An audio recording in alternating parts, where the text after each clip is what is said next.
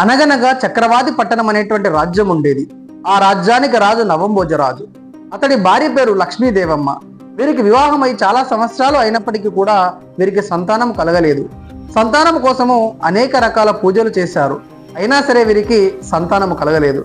అలా ఒకరోజు లక్ష్మీదేవమ్మ జటంగముని అనేటువంటి ఒక పర్వతం దగ్గరికి వెళ్ళి ఆ పర్వతంపై ఉన్నటువంటి ఒక మునిని కలవటం అనేది జరిగింది. ఆ ముని సంతానము కోసము నీవు ఈ పర్వతానికి ఈశాన్యం దిక్కున ప్రయాణం చేసి అక్కడ 4 మద్ది చెట్ల మధ్యలో ఉన్నటువంటి ముంత మామిడి చెట్టుకున్నటువంటి మామిడి పళ్ళను తిన్నట్టయితే నీకు సంతానము కలుగుతుందని ఆ ముని లక్ష్మీదేవమ్మకు చెప్పడం జరుగుతుంది. ఆ ముని మాట ప్రకారము లక్ష్మీదేవమ్మ ఈశాన్య దిక్కు ప్రయాణం చేసి 4 మద్ది చెట్ల మధ్యలో ఉన్నటువంటి ముంత మామిడి చెట్టు దగ్గరికి వెళుతుంది. అక్కడికి వెళ్ళినటువంటి లక్ష్మీదేవమ్మ ఆ చెట్టుపైకి ఎక్కి మామిడి పళ్ళను కోసుకొని చెట్టు కిందికి దిగుతుంది.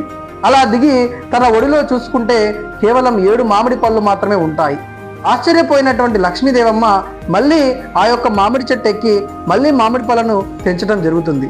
తిరిగి మళ్ళీ చెట్టు కిందికి దిగేసరికి ఆమె ఒడిలో మళ్ళీ 7 మామిడి పళ్ళే ఉండటం అనేది జరుగుతుంది. మళ్ళీ ఆశ్చర్యపోయినటువంటి ఆ లక్ష్మీదేవమ్మ మళ్ళీ చెట్టుపైకి వెళ్ళి ఆ యొక్క మామిడి పళ్ళను కోస్తున్న సమయంలో ఆ చెట్టుపైకి 12 పడగల నాగేంద్రుడు రావటం అనేది జరుగుతుంది. దాన్ని చూసి లక్ష్మీదేవమ్మ భయపడిపోతుంది. అంతేకాకుండా నాగేంద్రుడు ఎక్కడ కాటు వేస్తాడేమని నాగేంద్రుడి దగ్గర ఈ విధంగా చెబుతుంది. ఓ నాగేంద్రుడా, నాకు ఇప్పటి వరకు సంతానం కలగలేదు. ఈ చెట్టుపై ఉన్నటువంటి మామిడి పళ్ళు తినడం ద్వారా నాకు సంతానం కలుగుతుంది. నాకు సంతానం కలిగిన తర్వాత తిరిగి మళ్ళీ నేను ఈ చెట్టు దగ్గరికి వస్తా, అప్పుడు నువ్వు నన్ను కాటు వేసి చంపేయొచ్చు అని ఆ నాగేంద్రుడికి లక్ష్మీదేవమ్మ చెబుతుంది. దానికి నాగేంద్రుడు కూడా ఒప్పుకుంటాడు. అలా మాట ప్రకారము చెట్టు దిగినటువంటి ఆ లక్ష్మీదేవమ్మ ఒడిలో మళ్ళీ కేవలం 7 మామిడి పళ్ళు మాత్రమే ఉండటం జరుగుతుంది. ఆ 7 మామిడి పళ్ళను తీసుకొని రాజ్యానికి వెళుతుంది లక్ష్మీదేవమ్మ.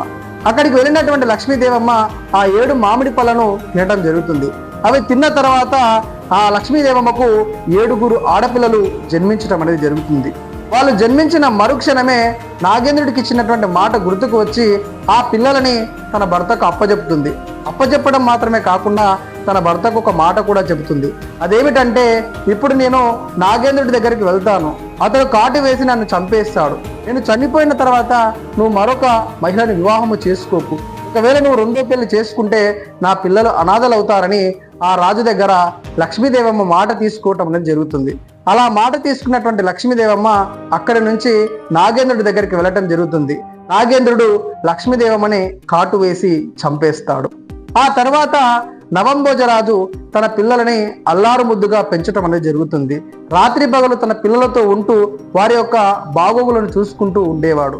ఇలాంటి తరుణం లోపలనే రాజ్యంలో ఉన్నటువంటి ప్రజల యొక్క యోగక్షేమాల గురించి పట్టించుకోవడము బంద్ చేశాడు. దాంతో రాజ్యంలో ప్రజల మధ్యలో అసంతృప్తి అనేది పెరిగిపోవడం జరుగుతుంది. ఇది గమనించినటువంటి మంత్రులు రాజు ఇలాగే ఉంటే భవిష్యత్తులో ఇతర రాజ్యానికి సంబంధించిన రాజులు రాజ్యంపై దాడి చేసి ఈ రాజ్యాన్ని ఆక్రమించుకునే అవకాశం ఉంటుంది కాబట్టి మంత్రులు మరియు రాజుకు సంబంధించినటువంటి కుటుంబీకులు అందరూ కలిసి కూడా ఆ రాజు దగ్గరికి వెళ్ళి ఎలాగైనా సరే రాజుకు 2వ పెళ్లి చేస్తేనే తిరిగి రాజ్య పరిపాలన చూసుకుంటాడన్న ఆ యొక్క నిర్ణయానికి రావటం అనేది జరిగింది. సో తమ మదిలో ఉన్నటువంటి ఆ యొక్క నిర్ణయాన్ని రాజుకు చెప్పడం కోసము అందరూ కలిసి రాజు దగ్గరికి వెళ్తారు. కానీ రాజు 2వ వివాహం చేసుకోవడానికి ఒప్పుకోడు. అయినా సరే అక్కడ ఉన్నటువంటి మంత్రులు కుటుంబ సభ్యుల యొక్క బలవంతంగా నవంభోజరాజు 2వ పెళ్లి చేసుకోవడానికి సిద్ధపడతాడు. ఆ విధంగా నవంభోజరాజుకు మరియు మాణిక్యాల దేవి అనేటువంటి మహిళతో వివాహం జరగటం అనేది జరుగుతుంది. పెళ్ళైన కొద్ది రోజుల వరకు మాణిక్యాల దేవి భర్తతో చాలా బాగా ఉండేది. కాకపోతే పెళ్ళైన తర్వాత కూడా నవంభోజరాజు తన భార్యతో ఉండడం కంటే ఎక్కువ సమయము తన పిల్లల దగ్గరనే కేటాయించడం అనేది జరిగింది. ఈ విషయము మాణిక్యాల దేవికి అస్సలు నచ్చేది కాదు. ఎలాగైనా సరే ఈ పిల్లల యొక్క పీడ వదిలించుకోవాలని చాలాసార్లు తన మనసులో అనుకునేది, కానీ దానికి సమయము రాలేదు. అలా జీవితం గడుస్తున్న కొద్దీ ఒకరోజు నవంభోజరాజుకు ఢిల్లీ సుల్తాన్ నుంచి ఒక లేఖ రావటం అనేది జరిగింది. ఆ లేఖ దేని గురించి అంటే, రాజ్యానికి సంబంధించినటువంటి జమాబందీ వివరాలు చెప్పాలని ఢిల్లీ రాజు ఈ యొక్క రాజుకు నవంభోజరాజుకు లేఖ పంపేయటం అనేది జరిగింది.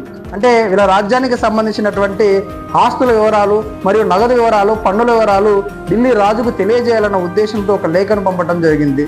సో ఆ లేఖ అందుకున్నటువంటి నవంభోజరాజు ఢిల్లీకి ప్రయాణమై వెళ్ళిపోవటం అనేది జరుగుతుంది.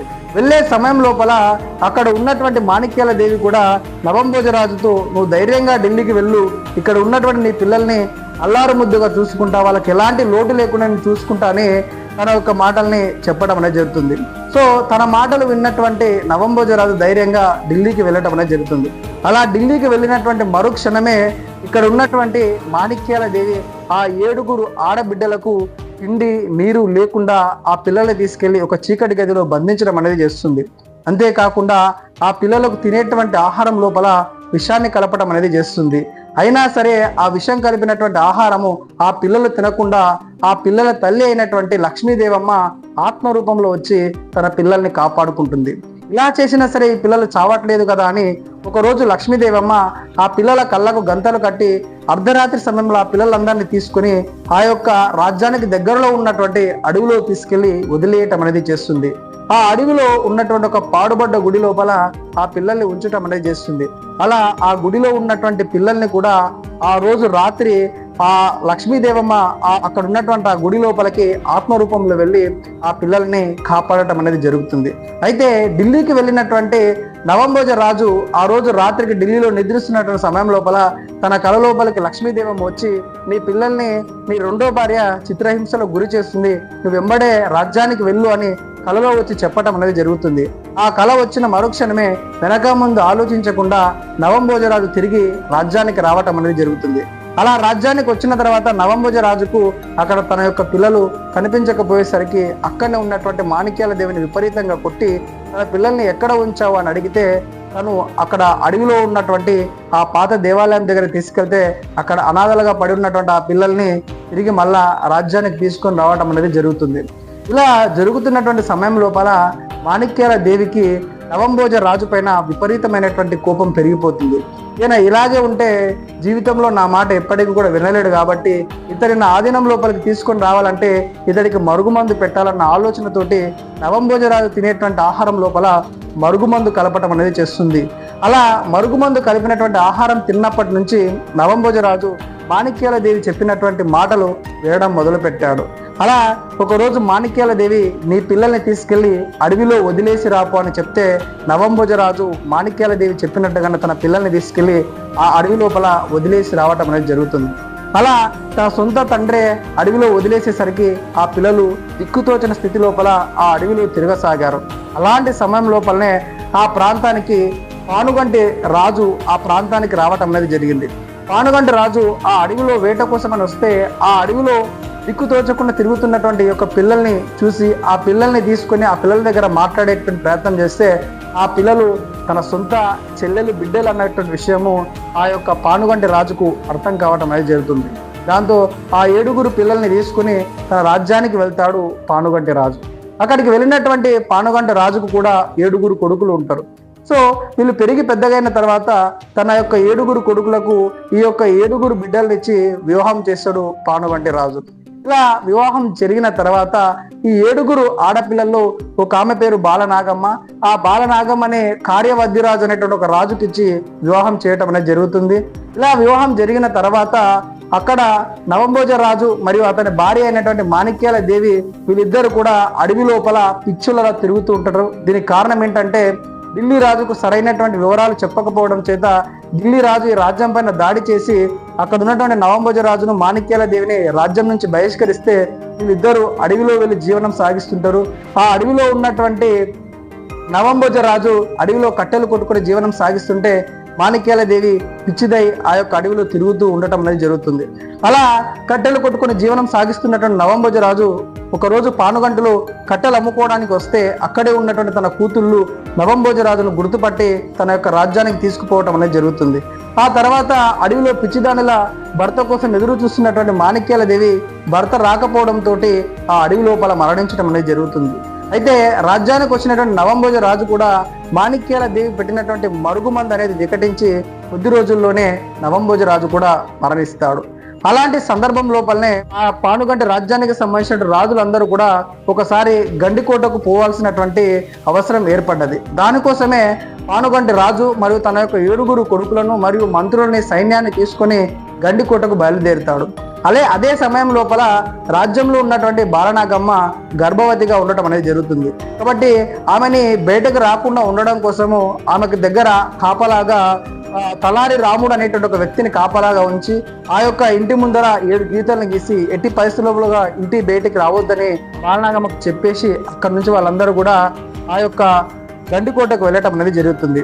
ఇలాంటి సందర్భం లోపలనే ఆ రాజ్యానికి దగ్గరనే ఇంకొక రాజ్యం ఉంటుంది. దాని పేరే నాగాలపూడి. ఈ నాగాలపూడి అనేటువంటి రాజ్యానికి రాజు మాయల పకీరు. ఈ మాయల పకీర్ అనేటువంటి వ్యక్తి గాండ్ల సంగమ్మ అనేటువంటి వ్యక్తితో కాపురం చేస్తుంటాడు. మరి ఇతనికి ఉన్నటువంటి కోరిక ఏంటంటే గాండ్ల సంగమ్మ కంటే ఈ యొక్క ప్రపంచంలోనే అత్యంత అందమైనటువంటి మహిళ ఎవరు అని తన దగ్గర ఉన్నటువంటి మాయా మంత్రులతో ఒక పాచికను వేసి చూస్తే అందులోపల ఇతడికి బాలనాగమ్మ కనిపిస్తుంది. ఎలాగైనా సరే బాలనాగమ్మని వివాహం చేసుకోవాలని నిర్ణయించుకొని వెంబడే పానుగంటి రాజ్యానికి బయలుదేరుతాడు ఈ యొక్క మాయల పకీరు. అక్కడికి వెళ్ళినటువంటి మాయల పకీరుని బాలనాగమ్మకు కాపలగా ఉన్నటువంటి తల్లారి రాముడు అడ్డుకోవటం అనేది జరుగుతుంది. సో ముందుగా ఇక్కడ నుంచి తల్లారి రాముడిని పంపిస్తేనే బాలనాగమ్మని ఎత్తుకుపోవచ్చు అనేటువంటి ఆలోచన మాయల పకీర్కి వస్తుంది. దానికోసం ఆయన ఒక పన్నాగాన్ని పన్నుతాడు. అదేమిటంటే అక్కడ ఉన్నటువంటి తల్లారి రాముడికి కూడా సంతానం లేకుంటుంది. సో అతడికి కల లోపల తన భార్యకు సంతానం కలిగిందని మగబిడ్డ పుట్టాలనేటువంటి ఒక భ్రమను ఆ యొక్క తల్లారి రాముడికి కలిగిస్తాడు. దాంతో అక్కడ ఉన్నటువంటి తల్లారి రాముడు తనకు కొడుకు పుట్టాడనేటువంటి సంతోషంతో అక్కడి నుంచి వెళ్ళిపోతాడు. అతడు వెళ్ళిపోయినటువంటి మరుక్షణమే ఆ యొక్క పానుగంటి రాజ్యంలో బాలనాగమ్మ ఉంటున్నటువంటి ఆ ప్రాంతానికి ఆ ఇంటి గడప దగ్గరికి మాయల పకీరు వెళ్తాడు. అక్కడికి వెళ్ళి భవతి భిక్షాందేయి అని అడుక్కుంటాడు. అలా అడుక్కున్నటువంటి సందర్భంలో లోపల ఉన్నటువంటి బాలనాగమ్మ బయటకు వచ్చి భిక్ష సమర్పించేటువంటి ప్రయత్నం చేస్తుంది. కానీ అక్కడ ఉన్నటువంటి గీతలు దాటకుండా గీత బయట నుంచే భిక్ష పెట్టేటువంటి ప్రయత్నం చేస్తే అక్కడ ఉన్నటువంటి మాయల పకీరు నీవు ఈ యొక్క గీతను దాటకపోతే నీ బిడ్డలు చనిపోతారని శపించబోతే దానికి బాధపడ్డటువంటి బాలనాగమ్మ చేసేది ఏమీ లేక ఆ గీతలను దాటి బయటకు వచ్చి అక్కడ ఉన్నటువంటి మాయల పకీర్కి భిక్ష పెట్టేటువంటి ప్రయత్నం చేస్తుంది. అలా చేసిన మరుక్షణమే అక్కడికి వచ్చినటువంటి మాయల పకీరు బాలనాగమని ఒక నల్ల కుక్కలాగా మార్చి అక్కడి నుంచి తన యొక్క రాజ్యానికి తీసుకుని పోతాడు. అక్కడికి తీసుకుపోయిన తర్వాత ఆ బాలనాగమని తిరిగి యథాస్థితికి రూపం లోపలికి మార్చటం అనేది చేస్తాడు. అలా చేసిన తర్వాత బాలనాగమ్మని పెళ్లి చేసుకోమని కోరుతాడు ఆ యొక్క మాయల పకీరు. కానీ దానికి బాలనాగమ్మ నిరాకరిస్తుంది. కానీ ఏదో ఒక రోజు ఈ యొక్క మాయల పకీరుడు నా పైన దాడి చేయొచ్చు అన్నట్టు ఉద్దేశంతో బాలనాగమ్మ ఒక ఉపాయంతో ఆ మాయల పకీర్కి ఒక మాట చెప్తుంది. అదేమిటంటే నేను 1 సంవత్సరం పాటుగా ఒక వ్రతం చేపడుతున్నాను. ఆ వ్రతం పూర్తయ్యేంత వరకు నన్ను ఎవరైనా ముడితే వాళ్ళ యొక్క తల 1000 ముక్కలై వాళ్ళు చనిపోతారని అక్కడ ఉన్నటువంటి మాయల పకీర్కి చెప్పడంతో మాయల పకీరు బాలనాగమ్మను ముట్టుకోవడానికి భయపడతాడు. ఇలాంటి సందర్భం లోపలనే గండికోటకు వెళ్ళినటువంటి ఆ రాజులందరూ కూడా తిరిగి రాజ్యానికి వచ్చేసరికి బాలనాగమ్మని మాయల పకీరు ఎత్తుకుపోయాడన్న విషయం తెలిసి ఆ యొక్క సైన్యము మంత్రులు రాజులు అందరూ కూడా వాళ్ళ యొక్క సైన్యాన్ని తీసుకొని అంటే ఇక్కడ నాగాలపూడి అనేటువంటి ఒక రాజ్యానికి రావటం అనేది జరుగుతుంది. నాగాలపూడి రాజ్యానికి వచ్చిన తర్వాత అక్కడ ఉన్నటువంటి మాయల పకీరు తన మంత్రశక్తులతోటి అక్కడ ఉన్నటువంటి సైన్యం మొత్తాన్ని కూడా బూడిదలాగా రాజుల మొత్తాన్ని కూడా రాళ్ళలాగా మార్చేస్తాడు. అలా రాజ్యం నుంచి ఆ యొక్క నాగాలపూడికి వెళ్ళినటువంటి సైన్యము రాజులు తిరిగి రాకపోయేసరికి రాజ్యంలో ఉండే యువరాణులు ప్రజలందరూ కూడా చాలా బాధపడతారు. పార్ట్ 2 కావాలనుకుంటే వీడియో కింద లైక్ చేసి కామెంట్లో పార్ట్ 2 అని కామెంట్ చేయండి. ఖచ్చితంగా వీడియోకి సంబంధించిన పార్ట్ 2 వీడియో తొందరలోనే మన ఛానల్లో అప్లోడ్ చేయడం జరుగుతుంది. వీడియో మీ అందరికీ నచ్చినట్టయితే ఇలాంటి మరిన్ని మంచి వీడియోస్ కోసం తప్పకుండా మన ఛానల్ సబ్స్క్రైబ్ చేసుకోండి. మరొక మంచి వీడియోతో మీ ముందుకు వచ్చేటువంటి ప్రయత్నం చేస్తాను. అందరికీ ధన్యవాదాలు.